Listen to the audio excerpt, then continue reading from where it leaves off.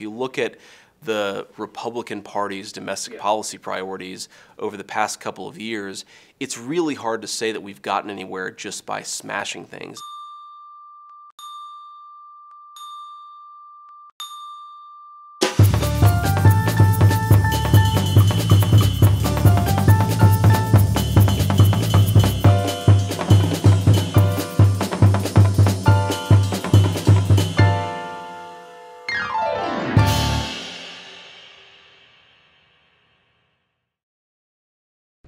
Hi everyone, I'm Ian Bremmer. This is your GZero world. Standing here in Battery Park, you can see the Statue of Liberty is still there. Policy developments to the contrary. I've got a great and relevant big interview for you today. It's JD Vance, the author of Hillbilly Elegy and known to many as kind of the whisperer for the Trump population in this country. We're going to talk about where America's heading and are there any solutions. And also something a little bit new for you this week. I think you'll enjoy. I've got Trump and Putin on set.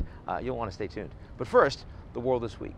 From Asia, President Trump, with his magical mystery tour, makes it back to the United States. It was 2 weeks, it was 5 countries, it was a bunch of summits. Frankly, went pretty well, right? I mean, in the sense that he didn't make any real missteps or gaffes while he was on the trip. The bilateral meetings went well. He was treated well by everybody. The speeches were pretty well received. The only thing people really got bent out of shape about is when he called, sort of, Kim Jong-un short and fat, which he's kind of done before, but he also did it out of missile range. He had already left South Korea and Japan. That's a smart time if you're going to insult him. Look, the biggest takeaway from this trip was the signing of the TPP-11, the agreement to move forward on that, which of course doesn't involve the United States. The U.S. left that multilateral trade deal. Not exactly the big takeaway you want to have from the most important presidential visit of his term so far. The individual meetings were pretty good, particularly Xi Jinping, who gave him a state-plus visit, right? This was by far the biggest deal that they've made of any visiting dignitary since 1949. That says a lot about the power of the American presidency, but also says a lot about the Chinese desire to distract away from the bigger, more thorny issues like, are we going to cooperate with the Americans on trade and make our market more open to them? We're going to stop engaging in intellectual property theft. The answer to those questions are no. There's some headline contracts that were signed. Every president does that. Shows that, yeah, we're going to see more money coming in, but really nothing of great significance. And, you know, moving on Trump's trade agenda with all of those countries running deficits, even the Japanese refuse to move ahead on a bilateral deal, which Trump says he wants. Overall, you give Trump an A- on the trip in terms of general expectations for how he was going to do with all these challenging visits, but you probably give him a D in terms of whether or not the ball's actually been advanced on policies that matter to American national interest. That has a little to do with Trump, but also has a lot to do with the state of the world today. And then to Lebanon, or should I say Saudi Arabia, with the Lebanese Prime Minister, or should I say ex-Lebanese Prime Minister, Saad Hariri, resigns his position from Saudi Arabia, saying that he's had to leave because he had security concerns and can go back, but not sure exactly when. The Saudis and Crown Prince Mohammed bin Salman have been very upset with growing Iranian influence in Lebanese politics, particularly over Hezbollah, and they don't believe that their man Hariri is able to push back effectively. But the Lebanese political spectrum, which is quite diverse, has all basically lined up behind the deposed-ish prime minister. So has American Secretary of State Rex Tillerson, who not only said the Americans still recognize him, but also called the Israelis to say, don't get on board with Saudi Arabia on this. Not exactly what Jared Kushner was saying when he came back from Saudi Arabia, what Trump was saying just a few days ago after these Saudi purges against many of the royals. Look, domestically, there are revolutionary changes afoot which are necessary and so far seem to be going okay for the Crown Prince. Internationally, whether we're talking about Yemen or whether we're talking about Qatar and now whether we're talking about Lebanon, it's a much heavier lift. So this is probably not the last we've heard from the Prime Minister-ish Hariri. It wouldn't surprise me if that resignation turns to be kind of short-term and temporary. And if we're starting with Asia, gotta end with Zimbabwe. Is it a coup? The military says no, but it smells like a coup. I mean, they took out the ZBC, that's their state broadcaster, and Robert Mugabe looks like he's under house arrest. They say he's safe. He says he's safe, but that doesn't mean he's in power. Mugabe has been in power since 1980. That's when we had the Pina Colada song by that guy that did the Pina Colada song. No one should be in power that long. He's in his 90s. He's trying to get his 52-year-old wife, Grace, to be in charge. That's why he ousted the vice president, who had a lot of support from the military. If he was a little more cognosmentis, he probably would have realized that that was a bad move. But the military has now stepped in, and I think this is the end of Mugabe. Frankly, a nice piece of news for all of us today. And now, something very different. We have international conflict, but domestic dispute. It's puppet regime. Okay, guys, I'm glad you're here. And I want you to remember the important thing as we work through this is that we be honest with one another. No post-truth nonsense in this office, okay? So, who'd like to begin? Donald?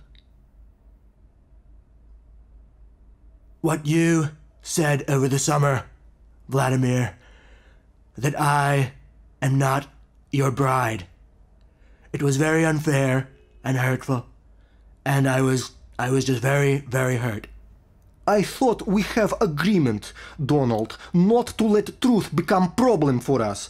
But suddenly you never remember what you tweet. This is main problem with you. You are always on the phone, always on social media. That's the problem? Yes, is one of problem. Look, I put so much online for you, for us, to remove woman who stood between us. Okay, just prove it. Now in America is hysterical. They drag our name through mud, and you are just... Please, look, first of all, okay, he loves it, okay? Let me just tell you, okay? I mean, he loves that he is the center of attention in America, okay? To be honest, I'm surprised he can even keep his shirt on just sitting here, okay? Will you please? Okay? So he loves, okay? And the other thing, look, if things get bad with me, he's just gonna run off with China, okay? That I can tell you, China. How dare you I've bring seen it her before. into this? I call it China Maples, really. I know. She just uses and uses and uses you, Vladimir. It's a disgrace, really. I mean, I can hardly I don't need American permission. I mean, she treats you like a puppet, really. No puppet, no puppet. You are puppet. Puppet regime! Even though the country is so different, we're still fundamentally trapped in this debate between Johnson and Reagan. I'm here in Naples, Florida with JD Vance. He is a partner at Revolution LLC. He is contributor at CNN, but everybody knows him from Hillbilly Elegy, his #1 New York Times best-selling book, which is kind of the Bible of understanding the Trump voter in the country right now. JD, glad you're here. Thank you. I want to start a little personal. Yep. Because as a kid from the projects myself, I felt connected to you when you talked about your Meemaw, Sure. your grandmother, who kind of made it possible for you to get the hell out of Appalachia, Sure. Kentucky and then Ohio. When you look back at the way you grew up, what percentage of your success comes from simply the fact that you had someone in your family that could get you out of what everyone else was stuck in? Well, I'd say half goes to Mamaw, probably 40% goes to everybody else in the environment that was really positive and influential for me, and then 10% goes to the Marine Corps. So I think in a lot of ways the lesson of my life is that when you grow up in really disadvantaged circumstances, you need a lot of things to go right. It's not one thing, it's not one policy, it's a number of people. It came across very clearly that you're not necessarily thinking or looking for the government to provide solutions for people in this situation, because at least for you and everything that you saw, that's not what was moving the needle. Government can help, but it can't solve all of these problems, right? When you talk about people who really feel disconnected and hopeless, when you talk about the problems of family trauma and domestic violence and family instability, it's hard to look at policy and say there's a clear lever that we can pull that is just going to make all those problems go away. Now, do I think the government could play a role in creating more job opportunities? Absolutely. Government could play a role in creating better educational opportunities, actually preparing people for the jobs that will exist in the 21st century as opposed to the jobs that existed 30 or 40 years ago. Yeah, absolutely. So I don't think policy is totally helpless, but how do you recreate the experience of a loving home and the support provided by Mamaw? That's a tougher question, and unfortunately it doesn't always have a policy answer. So it's easy to say government's broken, right? It's easy for us to complain, but there are a lot of things that feel broken when you read your book and when I talk to you about your life, right? Yep. The family seems broken, the Sure. schools sort of seem broken. If you could wave a wand and start with one thing that you think would make a difference, and I'm not talking government policy, any one thing, it would be what? It'd be the family. It definitely would be the family. You know, the evidence that a lot of these disadvantages and lack of privileges accumulate before kids even enter school age is pretty overwhelming, right? So we talk about the instability that comes along with growing up in a pretty broken family. Talk about the domestic violence and trauma that is actually much more common than we might like to think in some of these families. If kids are growing up in a place where they don't know where they're going to go to bed that night, where they're not hearing a lot of support for education and learning in their house, and where they're worried that they're either going to go to bed being physically abused or emotionally abused, we can't expect that kids who grow up in those circumstances are not going to show a lot of the negative side effects of disadvantage. Move to the more atomic family, big part of that or not? Are you one of these people who thinks, you know what, I mean, if the family unit doesn't actually cohere, you're going to have a real problem as a single X or as an aunt Y? I mean, you were, you were raised in a fairly untraditional way. It doesn't have to be a one-size-fits-all answer, but again, so many of the disadvantages we see accumulate in the lives of these kids before they're even 5 years old. We really have to start there and appreciate that that's, to me, the most significant source of disadvantage. So, you went from this environment that is pretty deeply nativist to a life that is now very deeply globalist, right? I mean, the fact that we're meeting here in Florida and last time met in Aspen, and that's not your traditional Trump supporter, at least not at the base. How do you relate to the fact that your background is kind of ripped between these two poles? You in some ways are living this, and how do you connect with the people that come from where you came from? Yeah. So definitely much better traveled now than I was when I was a kid, that's for sure. I really do think that being part of a place is a fundamental part of my identity. And if I was one of these kids who, quote unquote, made it out and completely severed all my ties to the old world, as they say, I don't think that I would be happy or comfortable. I think that in some ways, just because of who I am, it's really important to me to find that sense of rooting and identity in the place that I came from. And that's probably always going to be the case. It's always going to be the case that I'm going to want to maintain some connection to the places that really made me who I am. And not everybody's like that, of course, but that's certainly how I am. Now, when's the first time that it became clear to you that there was a real nativist movement, political movement, in the United States that was going to matter? I guess it depends on, nativist obviously has a number of different definitions, but, my sense of the Trump movement is that it was probably mid to late 2015 where I started talking to folks from back home and realized that there was something real here. Where so people it was were Trump passionate. that got you started about that. It wasn't before then. No. And I mean, I don't think that I would call Trump necessarily a nativist movement. I think it depends. Obviously, there are nativist elements to it. I think most of the folks that I knew who supported Trump and voted for Trump were not motivated by nativism in the sense that they were motivated by a fear of outsiders, unless you define outsiders as what we sort of pejoratively and Democratic elites. Democratic elites. I right? would. Why wouldn't you? Yeah. And if you're going to define nativist absolutely. as anti-democratic elites, then absolutely. Yes. That was the sense that I got, is that there was this really broad-based feeling, even among folks who ultimately voted for Hillary Clinton, that those people, meaning the people who call the shots, have screwed something up. And it wasn't just Democratic elites. I mean, it was Republican elites too, you know, whether it was the Jeb Bush or the Hillary Clinton or Marco Rubio or whoever.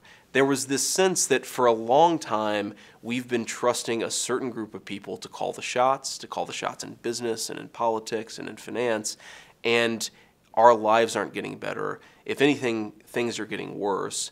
And we need somebody who just is going to blow up that entire system. And that was really, so I guess the answer to your question is, it was recent when I started to realize that this was a real political movement. Now, that frustration was there.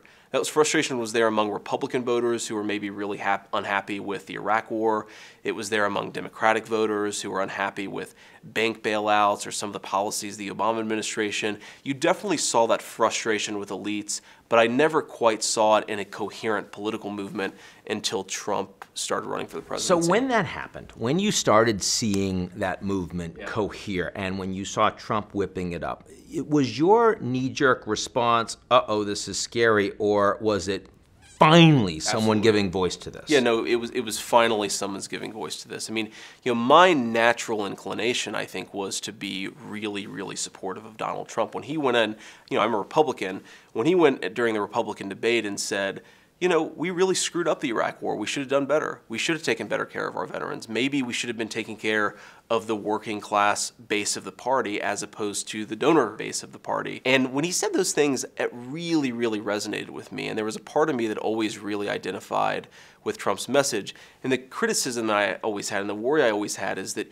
you actually have to turn that frustration into a governing agenda. And that was really where I saw the breakdown. I didn't see that there was any way to connect that frustration with something that would actually make these problems better. So Drain the Swamp has a lot of resonance for you. Sure. Right? But I mean, if things are really that broken and have been for a long time, don't you need someone that just comes in and smashes the damn thing, right? I mean, you would think that you would then support that. Yeah, well, I think you probably need somebody who smashes the thing, but if you smash the thing without any real sense of how to move forward, then are you really smashing it, or are you just letting the same old institutions that have not worked especially well replace the institutions that you're allegedly smashing? If you look at the Republican Party's domestic policy priorities over the past couple of years, it's really hard to say that we've gotten anywhere just by smashing things. You did not vote for Donald. You were one of 5 people that voted for Evan McMullin. That's right. What was it that made you decide, that's it, I can't do this, despite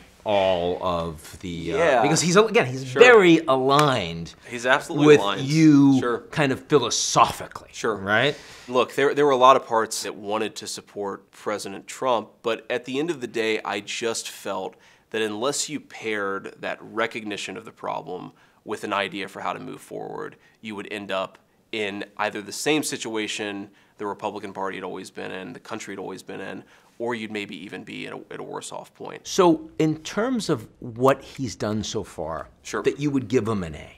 Yeah, well, I mean, been really happy with judicial appointments and nominations, right? So I think you've seen a lot of good judges, folks that any solid Republican president would have appointed, so would give him a high marks there. I think that, despite the fact that there's a lot of rhetorical danger in the Trump administration with foreign policy, he hasn't actually made a significant foreign policy blunder yet. And that's actually, if you judge by the standards of recent American presidents, that's actually been pretty good.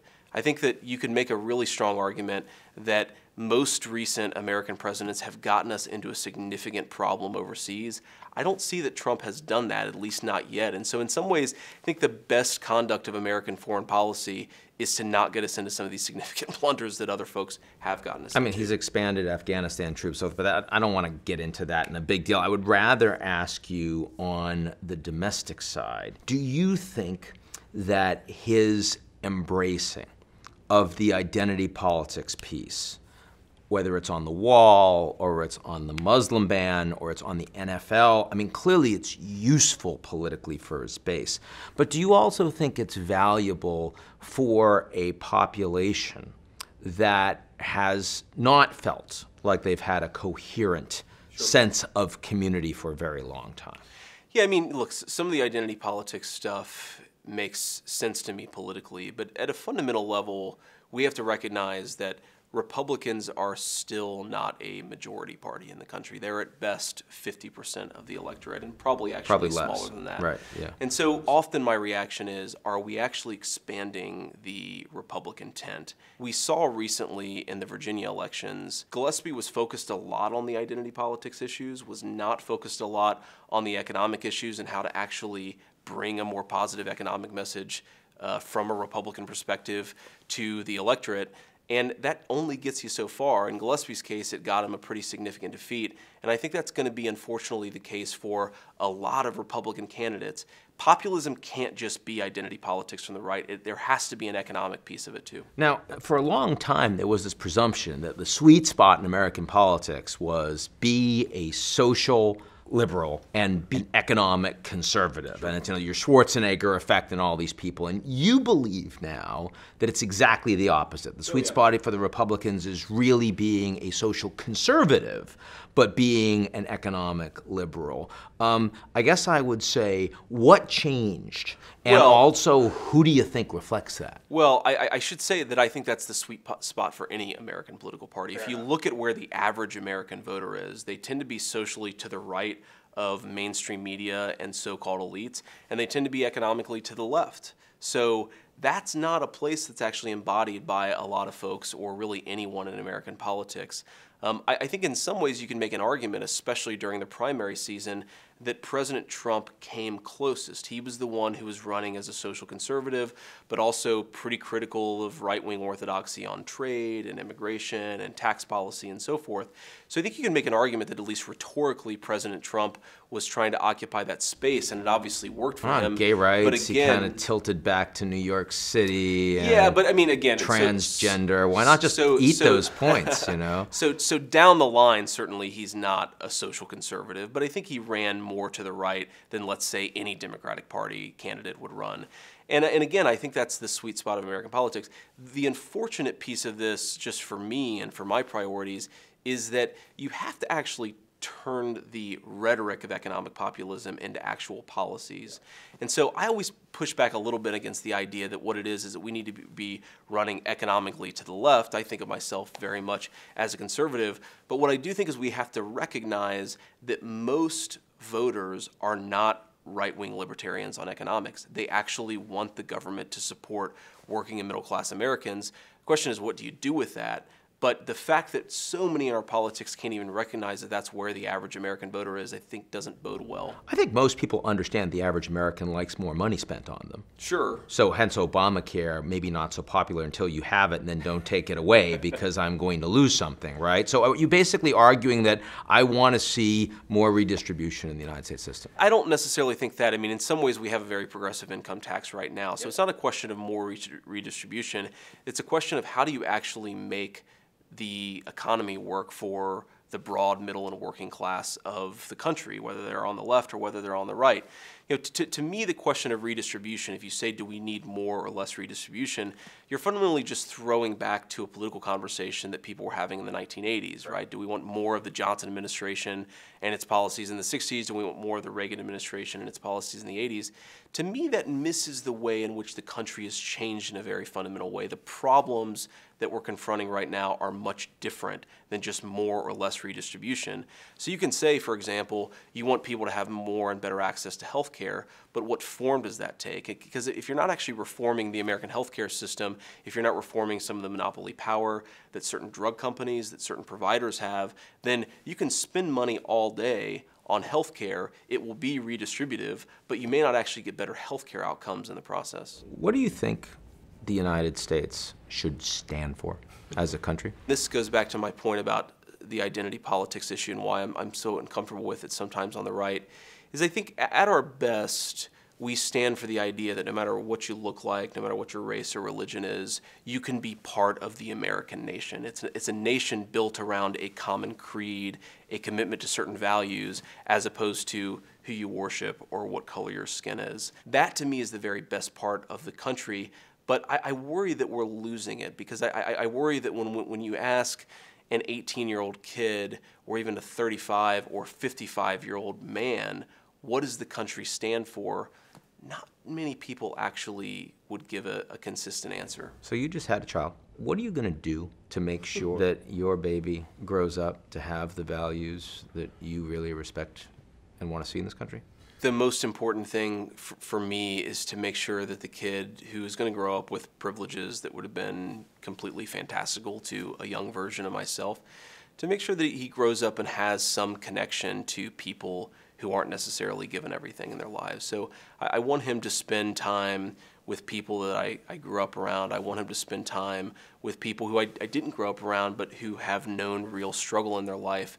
Because without it, I think that he'll never really appreciate what a lot of folks in his own country are going through. And to go back to this question of being part of the same American nation, I don't think that many people actually empathize with the experiences that are shared by Americans, even those who live, 10 miles down the road. And I really don't want my kid to be like that. He's going to live in this incredible bubble. He's going to have a lot of money. He's going to have access to books and educational opportunities and so forth. But I want him to feel, if he meets a kid who grew up like I did, I want him to feel like he actually has some kinship with that person. JD Vance, if you haven't read Hillbilly Elegy, what the hell is wrong with you? Thanks a lot, man. Thanks. See you soon. Appreciate it. Yeah. Look, Vladimir here, okay? He doesn't understand my life, okay? I have to deal with Congress, the failing media, their courts, and the treatment of me by all of these people is just very, very unfair.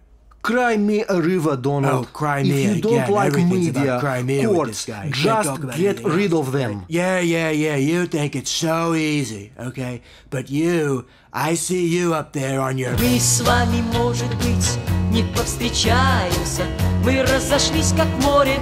You see what I mean? You see? Look, he won't publicly acknowledge our relationship, okay? I acknowledge. Every time our relationship comes into public, he just starts... Radical Islamic terrorism, Ian. Uranium, football, ISIS. Okay.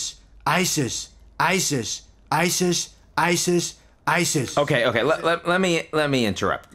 Sorry, what were we talking Can you about? guys think of some things that you still do share? No, I mean, look, neither of you loves NATO. Neither of you wants America to be a superpower, right? I mean, you both spent the 1990s broke and hanging out with Russian criminals. Not broke, Ian. I was not broke.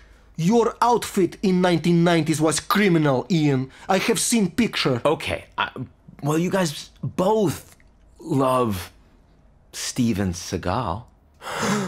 Steven. Is this what will sound like when doves will cry? I don't know what I am feeling right now, but I am feeling something that is a feeling. I also am feeling this.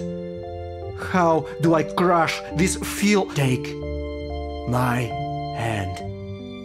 Your hand. Your tiny little... What? My tiny little what? You son of a... Южный берег, бархатный сезон.